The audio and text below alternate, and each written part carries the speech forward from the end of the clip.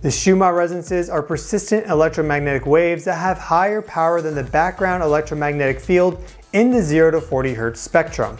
The 5 main frequencies of the Schumann resonances are 7.8 Hz, 14 Hz, 20 Hz, 25 to 26 Hz, and 33 Hz.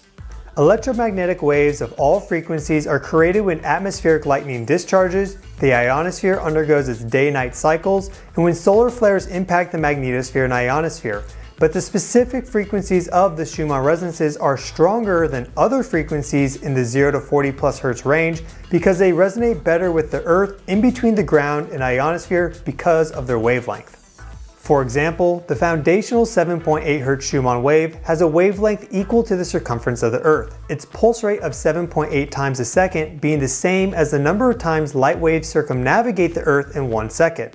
For this reason, the 7.8 Hz Schumann wave and other higher modes of the Schumann resonances dissipate less energy over time than other extremely low frequency electromagnetic waves, like 17 Hz or 23 Hz, which don't vibrate as nicely with the Earth. Based on their physics of creation, it seems that the Schumann resonances have been stable energy fields on Earth for hundreds of millions of years, and life from its inception almost certainly evolved in the ever-present electromagnetic fields of the Schumann resonances.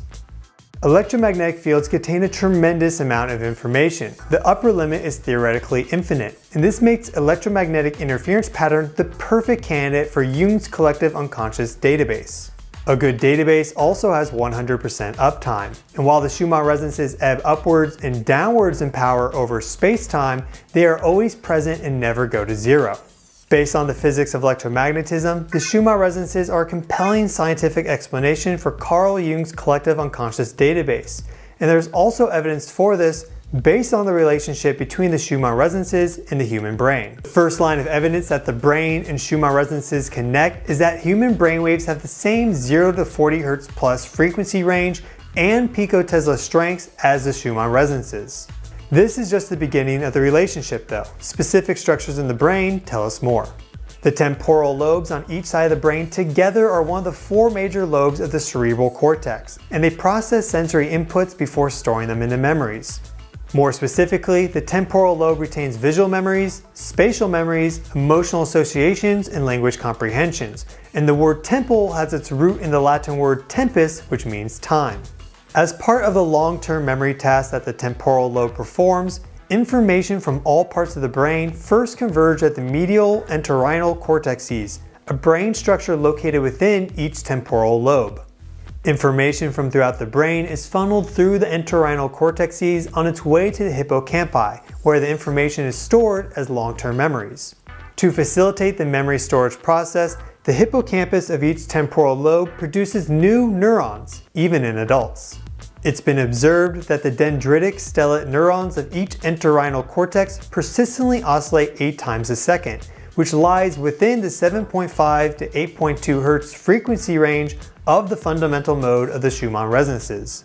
Brainwaves exist at many different frequencies, from low 0 to 4 Hz delta waves up to 30 plus Hz gamma waves, and any information which comes in at various frequencies destined for long-term storage in the hippocampi is first passed through this 8 Hz filter of the entorhinal cortexes.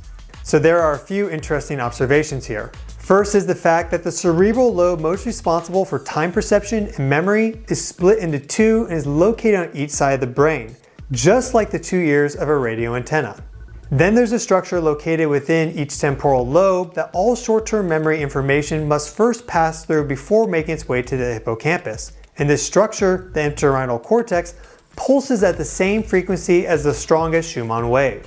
If the Schumann resonances are being used by Homo sapiens as the collective unconscious information field, or at least one part of it, then it seems it's at the temporal lobes where information is transmitted and received between the human brain and Schumann resonances. They both pulse at the same 8 Hz frequency and picotesla strengths, and in this way, any information stored in the strongest Schumann resonance can be extracted. When this information extraction happens, the corresponding signal is sent to the hippocampi just like any other, after which a thought, realization, or memory materializes. And the connection between the brain and the Schumann resonances doesn't just stop with the foundational 8 Hz mode, there's also evidence that the brain is able to connect to the higher frequency, more information-dense, higher modes of the Schumann resonances. Research was published in 2016 that showed that individuals who displayed the greatest amplitudes for modes 1 through 3 of the Schumann resonances in their brainwave patterns had the strongest bioelectrical currents for the parahippocampal regions in the theta and gamma bands. What this means is that if the temporal lobes are able to pulse together in coherence at 8 Hz, then they can also begin pulsing together in sync at higher frequencies. For repetitious electromagnetic waves to be detectable in other parts of the brain requires coherency and sufficient power. Long-distance synchronicity, as it's known, requires large-scale neural coordination. And it only occurs when different distant groups of neurons oscillate in a precise phase relationship that remains constant for a significant number of oscillation cycles. Widespread gamma synchronicity at 30 Hz and above is a rare, difficult to achieve phenomenon, but it has been observed with master meditators who report experiencing higher states of consciousness and a profound connectedness with the wholeness of the universe when in these advanced brainwave state of minds. Higher frequency waves are harder to sync up and they attenuate faster because they cycle more times per second, so special conditions are required for widespread gamma brainwave synchronicity to take place.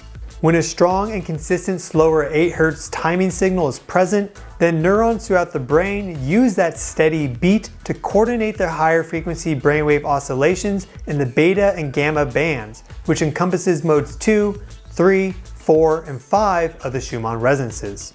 So it appears the human brain evolved the exact structures necessary and in the right formation for brainwave synchronization with the Schumann resonances to occur.